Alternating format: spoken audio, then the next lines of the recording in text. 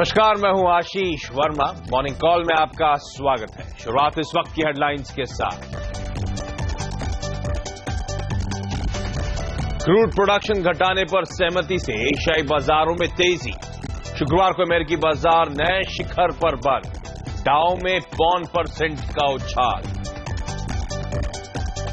Crude production घटाने पर OPEC देशों के साथ आए गैर ओपेक देश। ब्रेंट क्रूड 5% की तेजी के साथ $57 के पार निकला। रूस करेगा सबसे ज्यादा कटौती।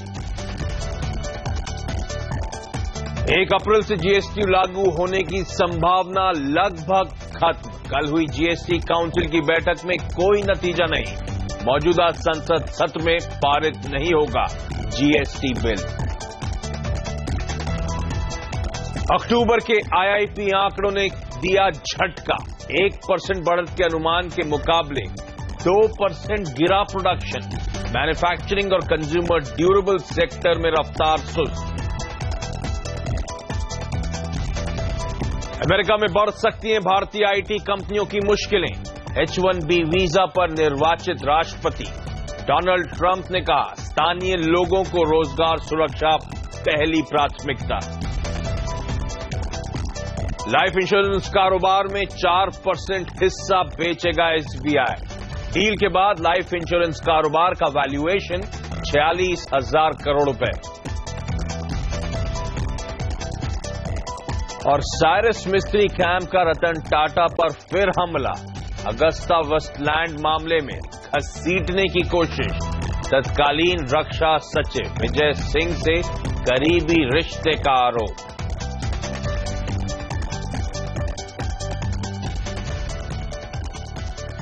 हर हफ्ते का पहला कारोबारी सत्र और बेहद इंपॉर्टेंट हफ्ता ये होने वाला है। हम कह रहे थे सबसे बड़ा इवेंट अभी भी लाइंड अप है। वो इवेंट की शुरुआत कल होगी। जी हां, 2 दिनों की एफओएमसी मीट की शुरुआत होनी है, जिसका आउटकम बुधवार को भारतीय समय अनुसार देर रात में आना है। तो बहुत इंपॉर्टेंट हफ्ता होगा और ज्यादातर जानकार मानते हैं कि इस बार फेड मूव करेगा। अब वो 1/4 होगा या आधे %, ये बुधवार देर शाम हमें पता चलने वाला है। लेकिन इस बीच एसजीएक्स निफ्टी आपकी स्क्रीन पर हल्के हरे निशान के साथ कामकाज की शुरुआत होने के इंडिकेशन आते हुए दरअसल across the globe momentum intact है। अमेरिकन मार्केट्स में फ्राइडे को फिर नए उच्चतम स्तर छूते हुए नजर आए और इनफैक्ट आधे से 3/4% का उछाल उन मार्केट्स में देखने को मिला। यूरोप में हमने देखा वो स्टिमुलस कम करने की बात करी ईसीबी ने, उसके बावजूद वो बाजार हरे निशान में ट्रेड कर रहे थे। ऐसे में आज के लिए रणनीति क्या होगी? सीएनबीसी आवाज के सीनियर एडिटर प्रदीप पंड्या का मानना है कि जो यूएस फेड की बैठक है उससे पहले भारतीय बाजारों में शायद दबाव देखने को मिलेगा। दबाव देखने की आशंका या आसार है। तो ऐसे में प्रदीप से जानेंगे रणनीति क्या होगी आज निफ्टी के लिए। क्या बेच चलना आज सही मौके होंगे? प्रदीप ही नहीं, बाजार पे एक और एक्सपर्ट विवेक गुप्ता साहब भी मेरे साथ जुड़ेंगे, उनसे भी करेंगे बातचीत। लेकिन पहले इंपॉर्टेंट है ग्लोबल संकेत। मैं कह रहा था ग्लोबली इक्विटी में मोमेंटम इंटैक्ट है और ओवर द वीकेंड एक क्रूड पे सहमति भी बन गई, जो हमने हेडलाइन में कहा, ओपेक नॉन ओपेक देशों के बीच।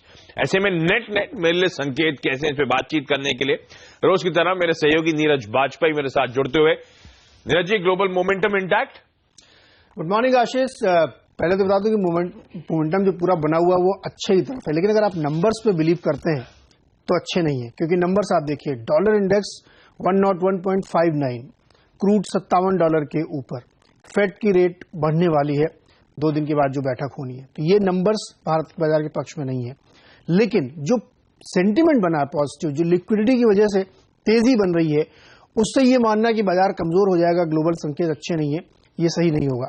क्योंकि जो ओवरऑल सेंटिमेंट बन रहा है वो पॉजिटिविटी का बन रहा है। एफआईआईज की बाइंग शुरू हो चुकी है, वो इस तरफ इंडिकेट करती है कि जो लिक्विडिटी आ रही है उससे बाजार में तेजी बनेगी। अमेरिकी बाजारों में देखिए आप, शानदार रैली चल रही है, वो ट्रंप रैली खत्म होने का नाम नहीं ले रही है। डाउ जोन्स लाइफ हाई 20,000 के करीब पहुंचने वाला है।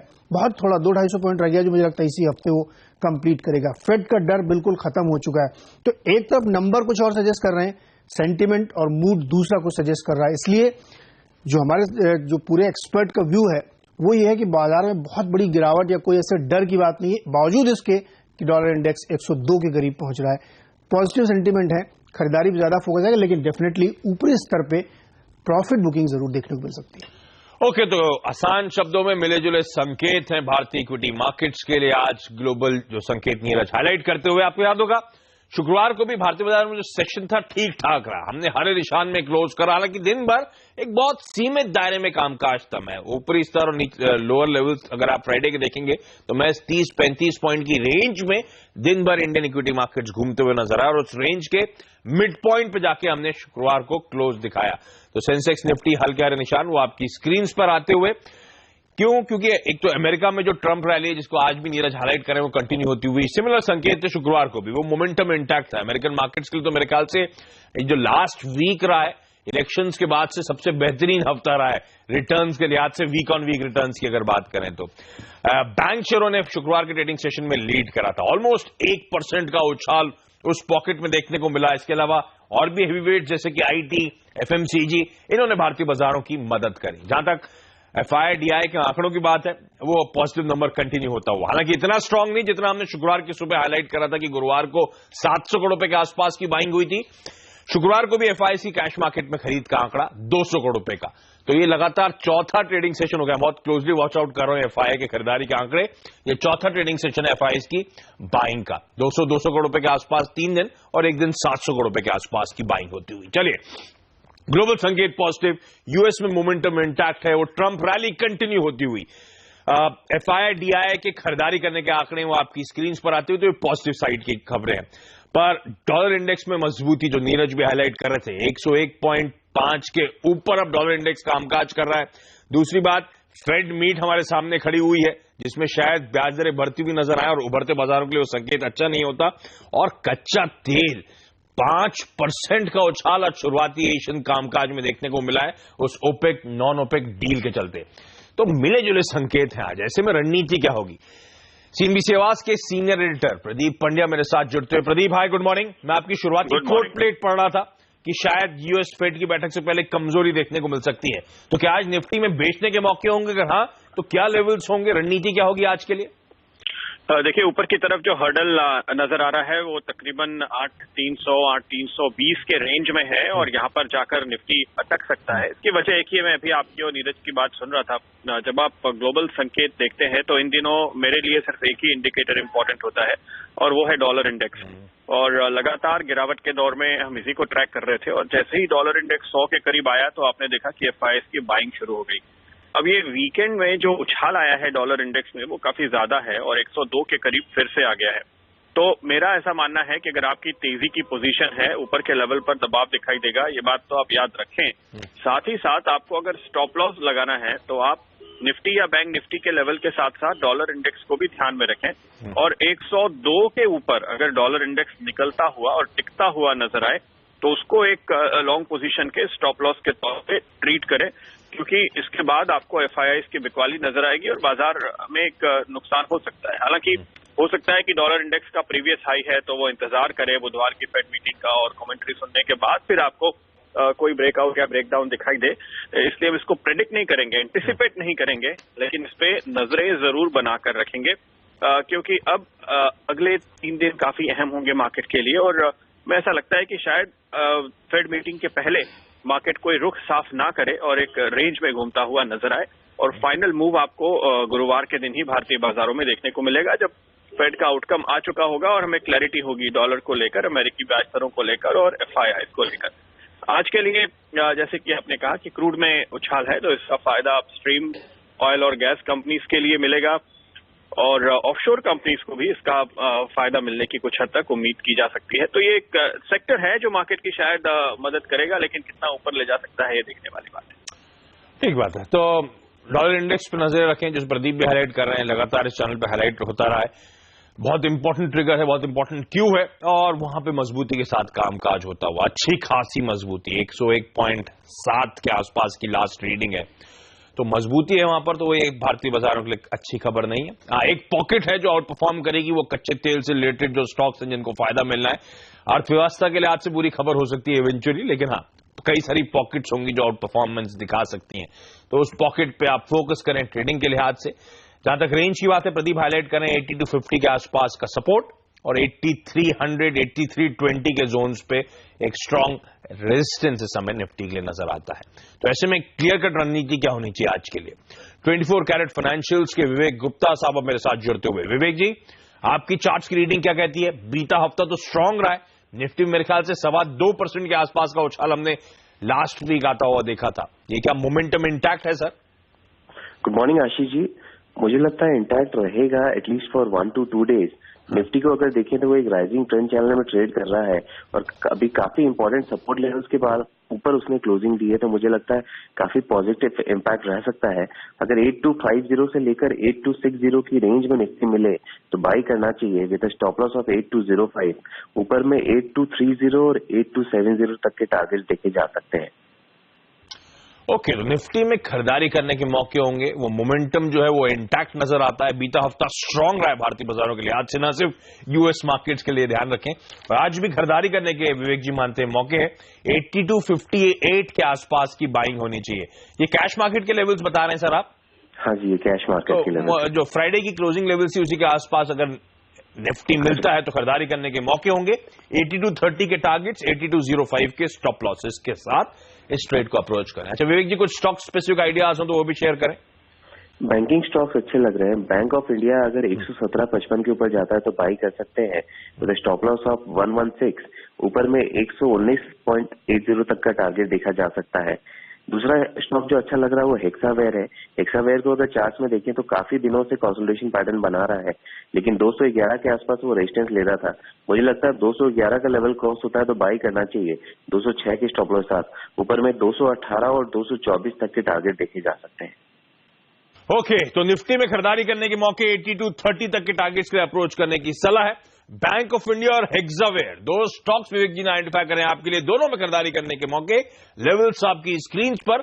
विवेक जी आपका बहुत बहुत धन्यवाद। और बाजार से हमारी टीम ने आज सुबह सुबह कुछ और एक्सपर्ट जो थे उनसे बातचीत करी थी, कुछ और ट्रेडिंग आइडियाज अब आपकी स्क्रीन पर आएंगे। निर्मल बंग सिक्योरिटीज के विकास सालुंखे साहब का मानना है स्नोमैन लॉजिस्टिक्स में खरीदारी करें।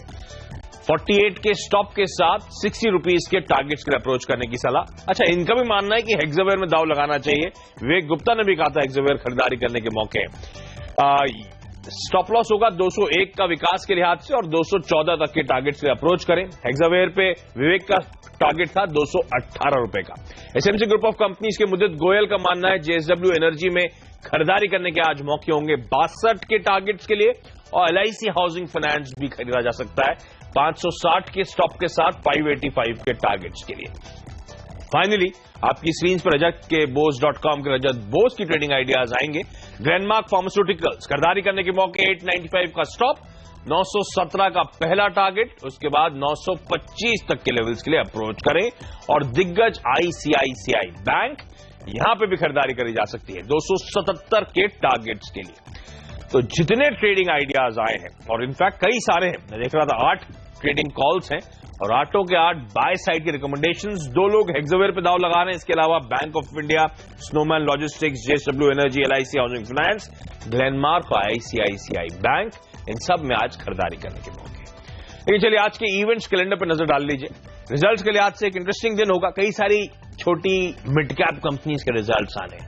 Gammon India, Bhushan steel, Crompton Greaves और क्वालिटी, सनटेक रियल्टी, इन सब कंपनीज रिजल्ट्स आने हैं। इसलिए मैंने कहा छोटी मझोली कंपनीज के नंबर्स हैं, मार्केट मूविंग नहीं, लेकिन हाँ इन नंबर्स को हम ट्रैक करते रहेंगे। और इसके साथ साथ आपको बता दूं, अक्टूबर का आईआईपी आंकड़ा जो हमने हेडलाइन में कहा था बेहद कमजोर रहा है, बाजार पर वो भी फोकस रहेगा। 1% का हम एक्सपेक्ट करते हैं अक्टूबर में आईआईपी में उछाल देखने को मिलेगा, पॉजिटिव आंकड़ा आएगा। आया दरअसल 2% का निगेटिव आंकड़ा। और अभी तो डिमोनेटाइजेशन, नोटबंदी का इंपैक्ट अक्टूबर के बाद नवंबर ऑनवर्ड्स देखना है हमको, तो देखना होगा ग्रोथ को किस हद तक उसका इंपैक्ट पड़ता है। लेकिन चलिए यहां पे एक छोटा सा ब्रेक लूंगा। बता दूं आपको आज कमोडिटी और करेंसी मार्केट्स हॉलिडे पे है, छुट्टी है। आज देर शाम वाला जो सेशन होता है कमोडिटीज का सिर्फ वो होगा। तो छोटे से ब्रेक के बाद आज हम फोकस करेंगे आज की टॉप स्टॉक्स इन न्यूज पे, यानी कि वो स्टॉक्स जो खबर की वजह से आज फोकस में रहेंगे। मेरे सहयोगी हेमंत गए जुड़ेंगे।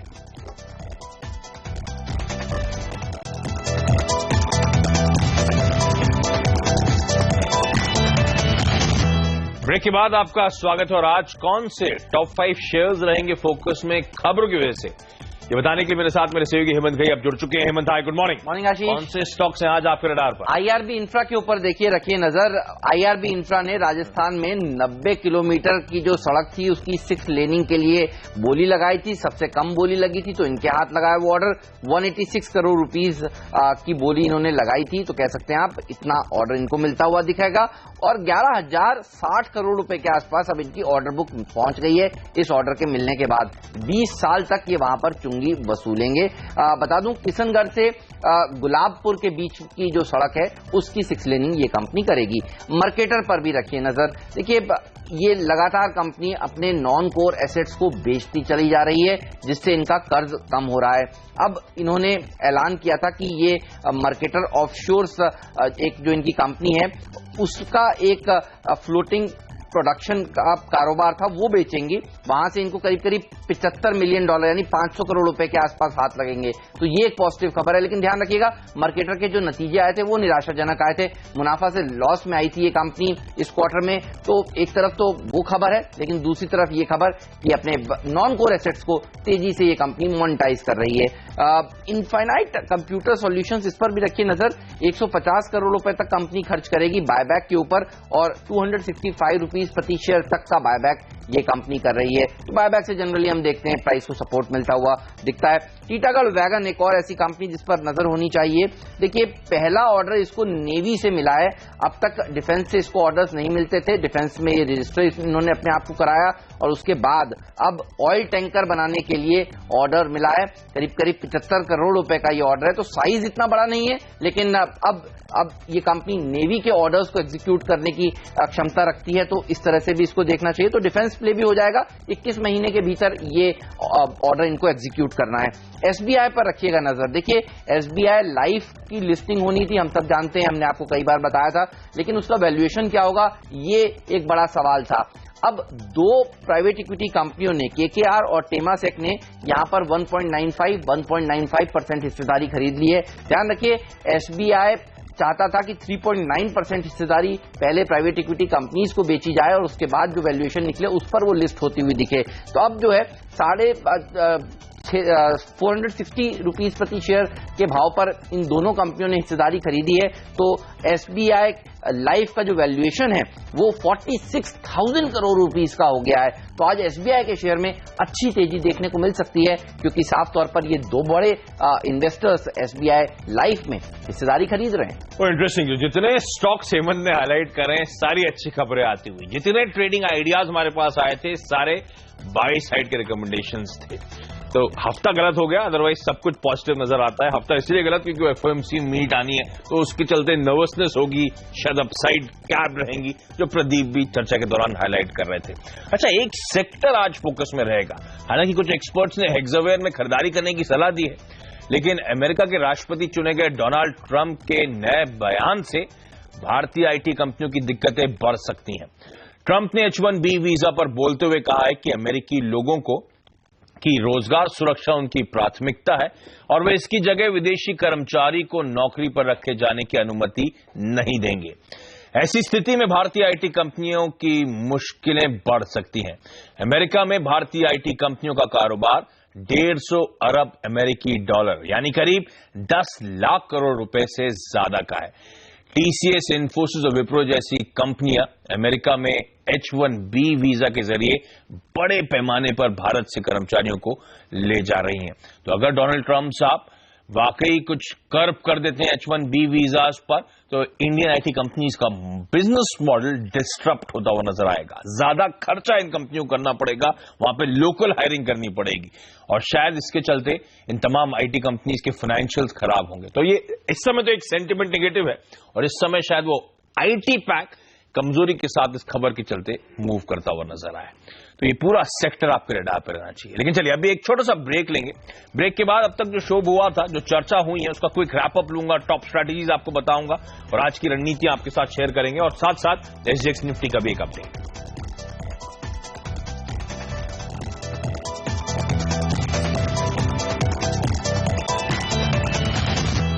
ब्रेक के बाद आपका स्वागत है और संसद के चालू सत्र में जीएसटी बिल पास नहीं होगा। इतना ही नहीं, 1 अप्रैल से जीएसटी लागू होने की संभावना भी लगभग खत्म हो गई है, क्योंकि जीएसटी काउंसिल की कल हुई बैठक एक बार फिर से बेनतीजा रही। त्योहार की छुट्टी होने से, ध्यान रखें आज ईद ए मिलाद की छुट्टी है, उसकी वजह से आज भी जो बैठक थी उसे रद्द कर दिया गया है। अब अगली बैठक 22 और 23 दिसंबर को होगी। Our target is the 1st of April. We stand by our target, and the luxury of time is not available to us for the simple reason that if 1st April is the first possible day when it can be implemented, then the last day is also constitutionally defined, 16th of September 2017. So the discretion as to when to implement it is only 5 months and 16 days. और आपको बता दूं, ईद ए मिलाद की छुट्टी के चलते commodity और currency markets आज बंद रहेंगे। कमोडिटी मार्केट्स आज देर शाम खुलेंगे, लेकिन आपकी स्क्रीन पर कच्चा तेल आएगा। हम मिस आउट करने वाले हैं। 5% की तगड़ी रैली है ब्रेंट और नाइमेक्स क्रूड में, क्योंकि ओपेक नॉन ओपेक देशों के बीच में भी सहमति बन गई शनिवार को। अब नॉन ओपेक जो देश हैं, यानी कि जो नॉन ओपेक ऑयल प्रोड्यूसर्स हैं, वो 5,58,000 बैरल्स पर डे की कच्चे तेल में कटौती करेंगे। इससे पहले ओपेक के बीच में सहमति बनी थी 12 लाख बैरल्स की, और ये मेरे ख्याल से 2001 के बाद पहली बार ओपेक नॉन ओपेक के बीच में एक सहमति बनती हुई, और इसलिए कच्चे तेल में तगड़ा उछाल। जाते जाते आपकी स्क्रीन पर एसजीएक्स निफ्टी हफ्ते की शुरुआत हल्के हरे निशान से होने के इंडिकेशंस आते हुए, लेकिन एक्सपर्ट्स मानते हैं थोड़ा सा कॉशियस रहें, क्योंकि एक तो डॉलर इंडेक्स में तगड़ी मजबूती है और दूसरा एफओएमसी की मीट है इस हफ्ते, तो उससे पहले थोड़ी सी नर्वसनेस शायद देखने को मिले। लेकिन चलिए, मॉर्निंग कॉल में आज के लिए इतना ही। यहाँ पे छोटा सा ब्रेक के बाद स्टॉक 2020। नमस्कार।